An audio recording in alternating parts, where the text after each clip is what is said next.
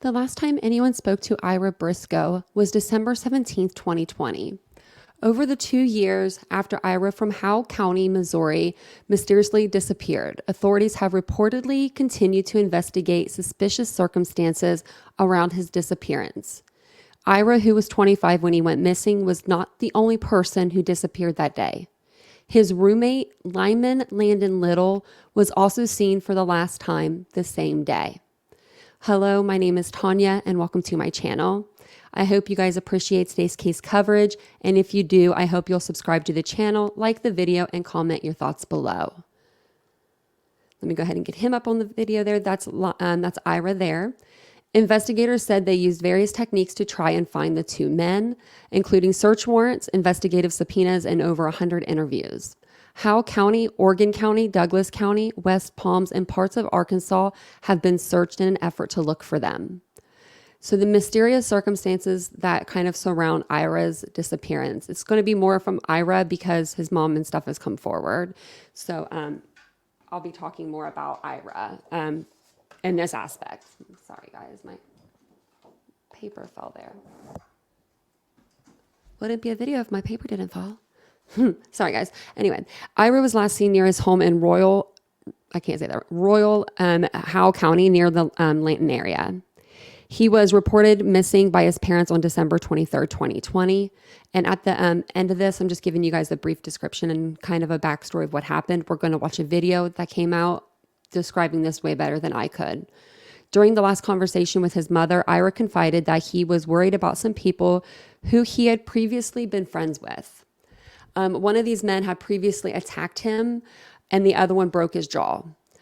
This video of the attack was sent to his mother. So there's a video of this whole attack, and it was sent to his mother after Ira went missing. Months before his disappearance, someone burned Ira's truck to the ground. And then this comes from a family friend. On being asked what she suspected may have happened to Ira, she said, "There are a lot of rumors. That's part of small town life."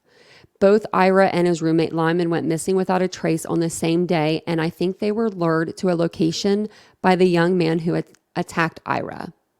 I feel like he killed Ira and Lyman and disposed of them in multiple locations in Howe County, Missouri, and Arkansas. And when I said earlier, that there was one of these men had previously attacked him and broken his jaw, so only one man attacked him.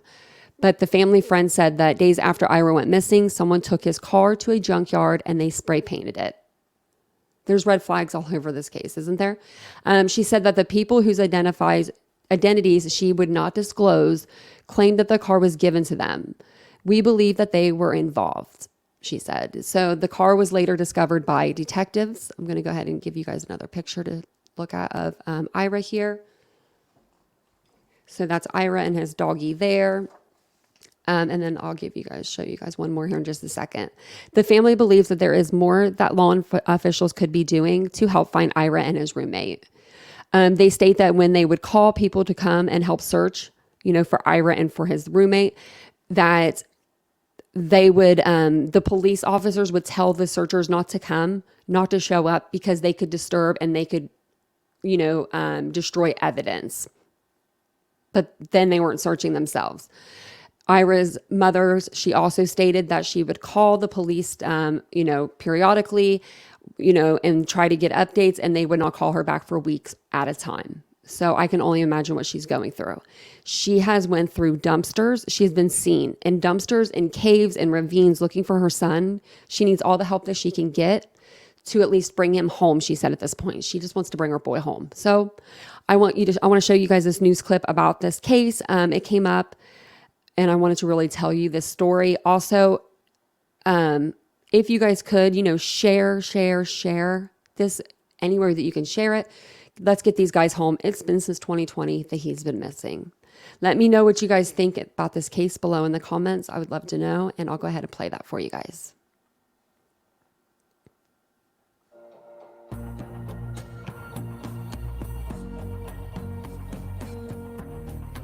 Thank you for joining us. I'm Marnie Hughes in Chicago. Every missing person matters. They matter to a family who loves and cares for them. They matter to their friends. And in a lot of cases, the missing cases that we cover, they matter to complete strangers. An army on social media that have followed these cases, some of them years old. In our missing series today, we're going to focus on two men who vanished from West Plains, Missouri, more than 2 years ago. And as you watch their story and their case this morning, we want you to take part in the conversation. If you have a question or a comment, I encourage you to post it online. We're monitoring that, and we want to bring you into the discussion. And I'll be speaking with the president of the Missing Persons Center after this story airs and talking more about this case. So again, get involved. The two people that have gone missing, Ira Briscoe and Limon Little, they were roommates, and they were last seen in December of 2020.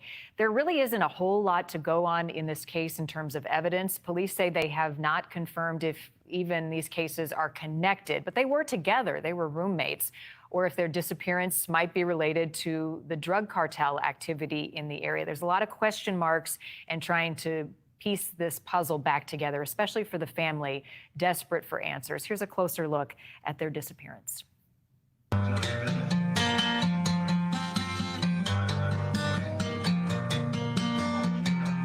25-year-old Ira Briscoe loved the guitar, playing since he was a kid and now teaching his own son. As a child, Ira battled leukemia, his family saying it left him always living full throttle. He loved life, and he loved fishing and hunting. I mean, there was always a stringer full of fish. The last time his mom saw him was December 17th, 2020. Ira and his roommate, 49-year-old Limon Little, vanished without a trace. Police posting the disappearance online. Ira's mother repeatedly taking to social media. And let's just keep this going, because this mom's not giving up. Somebody did something to my son. Somebody did something to Limon Little. Come on. Come on. Somebody knows what happened. The family admits over the years Ira had gotten involved in drugs, possibly seeing the cartels as a lucrative opportunity. You don't have to worry about me no more, Mom. I'm in with the cartels, and he had X's and stuff on his wrist, and I'm like, oh, Lord. Along with vigils and releasing balloons in his honor, Marilyn Briscoe says she's gone through dumpsters and climbed into caverns, followed every tip about where her son could be. I'm exhausted. I'm totally exhausted. You know what all this is from? You know what all this is from? It's from me climbing in a cave the other day for 3 hours, me. Knowing her best hope may be finding his remains. And I was praying, God, please just let me find it and let it be over. Let it be over. But 27 months of searching and no answers. An update from police says they have issued multiple search warrants and several potential burial sites have been excavated, but still no human remains have been found. The sheriff calls it an open investigation. The family frustrated. I am hoping that maybe they know things that they just can't share. For Marilyn Briscoe, no matter what her son was involved in, only one thing really matters. All we've asked for is someone to please tell us where our son is. That's all. If it's a body or if whatever, we'll take it.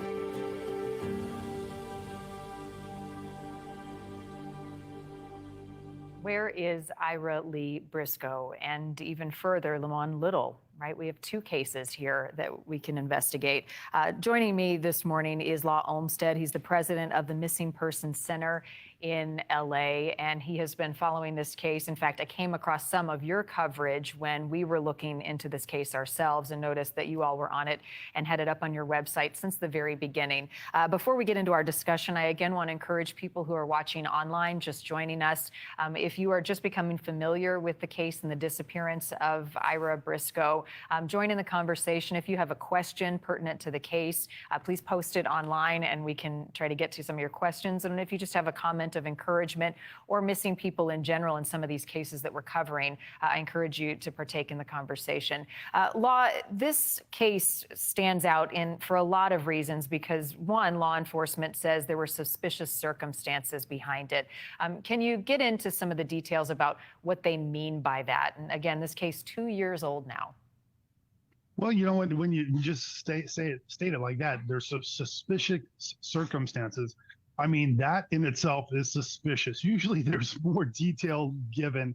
And, something to go back to is the communication between the family and law enforcement. There seems to be a lot of conflicting reports, what was said to each other on both ends. The police say that they've communicated XYZ to the family. The family says they've communicated XYZ to the police, but nothing kind of matches up. So somewhere in between all of this information is kind of the truth. And it's hard to get to with all of the mystery involved because there has been no solid communication. There's been really no defined search efforts. There's talk of they've excavated different locations. Well, usually, police are very excited about those kind of discoveries and efforts, and they publicize them. They get the community involved. They put out press releases of what they found, what locations they're going to be at. Especially in a small town, you would think this would be covered by the local media, and none of that was. So it's really kind of confusing and, left to speculation on what actually has been done on the case. Right. And the other thing that is confusing, kind of amplifies the concern, is it's not just one missing person. I mean, Ira is 25 years old, but you have 49-year-old Limon Little as well, who also has essentially vanished. These guys were roommates. They just don't disappear. No, it's true. And, when, again, we always do research on the cases that we put into our database to see if we can lend a hand in any way. And Limon Little is like a mystery in himself. I've only seen one photograph of him online this whole time. I've heard no statements, no one in his family, nowhere in the community, no one has said anything about him, his character, what kind of person he was, what he did for a living. Even what the relationship is between the two gentlemen, how they met. There's really nothing. And it's very, again, very confusing. Yeah. Well, let's talk about a couple things that we do know. At least at this point, Ira's mom says that he may have been mixed up with a bad crowd, gotten involved with some people who were potentially dangerous. There's been mention of cartel involvement. You see the tattoos on his wrist. What do we know about his past and some of his connections that we've been able to conclude about what he may have been going through? We don't know anything about his past. The only thing that can link us to his past is there's supposedly a girl that he was dating who was attached somehow to a man who had attacked Ira. We don't know anything about the details other than it was supposedly caught on video, but nobody's, the video has never surfaced. So it's kind of hard to tell there again. There's just tons of missing information. I wish I had more to share about facts, because if we have facts, we can always go back to the root of the facts and kind of, have a timeline of what needs to be done, what was done, what the evidence was, what was found, compare that to tips or any information. And there's none of this. There's none whatsoever. So the only timeline that we have is December 17th, 2020, the last time that Ira was seen. Do we know anything about that day, who he talked to? Does his mom have any information about that? No, there's nothing. And again, something that we had touched on prior is the home where he and Little resided was ransacked. Well, part of that statement that the mother made about that in the media was that there were SD cards removed from the location, that she knew that, and that there were also cameras, or the SD cards possibly on some cameras that were out in the yard somewhere, some kind of like hunting type cameras that were taken. Outside of that, there's really been no solid information, not even to say that's solid, but it's something to create more speculation. But, as we know, that's the point we're at in this case right now, where everybody involved in it is speculating because we're not getting any good information from either side, the family side or the law enforcement side. Statements aren't matching up. So it's very, very hard to know what's going on, what needs to be done, where to look, who's responsible, if the cartel is involved, if people who were involved in a shooting the day before these guys were reported had anything to do with it. There's just no way of knowing. Yeah, and a couple of things that police have said. I mean, one, it is an active investigation, a missing persons case. They've excavated several search warrants. They've excavated potential burial sites. They haven't found anything. And also there have been 9 arrests in connection with the case. Unrelated charges, though, that led to those arrests. Anything more you know about this? No, I'm hearing the same things and reading the same things that you are in that regard. And it'd be kind of interesting to find out, what was said between those 9 individuals that have been arrested. The police report that those interviews have led to moving forward in the investigation, but to what extent? And, it's kind of tiring from everybody to hear from law enforcement, well, this is an ongoing investigation, we can't comment. They haven't even said that, to be quite honest. But I'm waiting for that to come out next. It's an ongoing investigation. We can't comment. I would like to know, myself and a lot of other people who have been following the case, would like to know what has transpired. Why were those people arrested on unrelated charges? What did they say? Did they have anything of value that can actually move the case forward? So again, it's just more speculation. We don't have any facts to go on. And the speculation over the years, it starts building up and building up and building up. And now this whole cartel angle is the latest thing that I've heard about it. And I don't believe there was any cartel involvement here. I mean, a cartel is not big in Missouri as far as I know.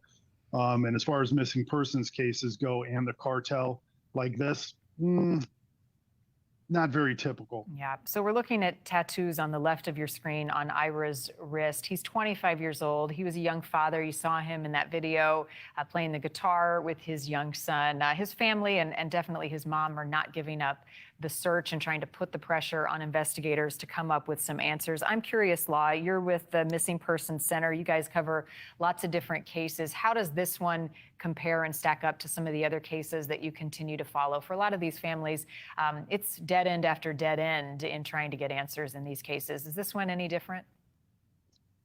Well, this one is really, again, a huge mystery. This is a story. A lot of people talk about getting their cases exposed to the media and getting the word out. I've been doing this for over 30 years, and I worked on some really high-profile missing person cases. And I don't know why this hasn't got more attention on a wide scale, because it is such a mystery. I do see cases on a daily basis that don't really match the same structure as this one, but it's kind of, it's got some typical aspects to it, but then it's got some other things that are just insane that just don't fit. They don't fit the whole narrative whatsoever. Yeah, it's perplexing. We have a comment from one of the viewers watching on YouTube. Layla says, I have known this family since childhood. I hope someone gives them some answers soon. It makes me wonder about the social media component of some of these cases, even 2 years old. The families want to keep them in the headlines, want to keep people talking about it. Do you find that if they are successful in doing so, that it leads to people coming forward with more information in some of the cases that you've covered? How does that help the social media army? The social media army is amazing. It's something that we all rely on, especially in missing person cases, because it gets the exposure out there. And we get in a lot of tips from our website daily on all kinds of cases, and a lot of them are they're kind of just speculation, and some have some good leads to them that we forward on to law enforcement. But social media is a huge thing. We try to use it, our platform. We get a lot of visits daily to the website, so it creates good traffic in itself. But the social media aspect of this is essential. But the thing is, there's a lot of, we'll call them, I don't want to use the term web sleuths, because there's actually an organization, Web Sleuths, who have a lot of people that volunteer time to cover things. But there's a lot of people out there that the more this goes on and the more legs it takes through social media, the more speculation is kind of resulting from it. And what it does, it leads from the facts. Although the facts are minimal, there are still some basic facts here that aren't being followed up on, and they're getting lost in the social media. And that is a concern. Yeah, it's a double-edged sword. Well, I think that's part of why I really wanted to talk to you, Law, is one, because it looks like you all do your research, you're very engaged in the cases, and you are focused on the facts. And that is what we have to do, because the internet is a very big, bad place sometimes, and it can evolve into rumors and speculation and places that you don't want to go in some of these cases. But I think the good thing about talking about them on social media is it keeps these people's faces on the screen. Maybe somebody sees them, recognizes them. It leads to some of the facts and answers that these families so desire. Ira Briscoe, president of the Missing Persons Center. Hey, thanks for this, for coming on, talking about this case. I know there's a lot more we want to know, and maybe this discussion will lead to some of the answers that we're seeking. We'll have you back as we cover some more missing cases. You guys are doing a great job. We're happy to partner with you on that. So appreciate your time. Thank you very much. And Thanks. if you have a missing case that you think that we should be covering, Okay, that's the end of the video. So, I mean, what do you guys think? Do you think that there's a cartel that could be in Missouri? I mean, it seems like a small town to me, the way they're talking. I don't know. I mean, I don't deal with the cartel, so I wouldn't know. But let me know what you guys think in the comments below. Let me know where you guys think these guys could be. It has to be something nefarious, because if not, they would have come home by now. One is 49, one is 25. They would have come home. It's been 3 years. It's insanity to me that not a lot of more people haven't picked up this case. It's insanity to me that I am just now hearing about this. So if you guys have heard about this case, also comment below. Let me know what you guys think about it. If you guys want, I'll do a live. We'll do a whole live on this case. So just drop it in the comments if that's something that you guys would be interested in. And I'll see you guys all in the next video. Bye, guys.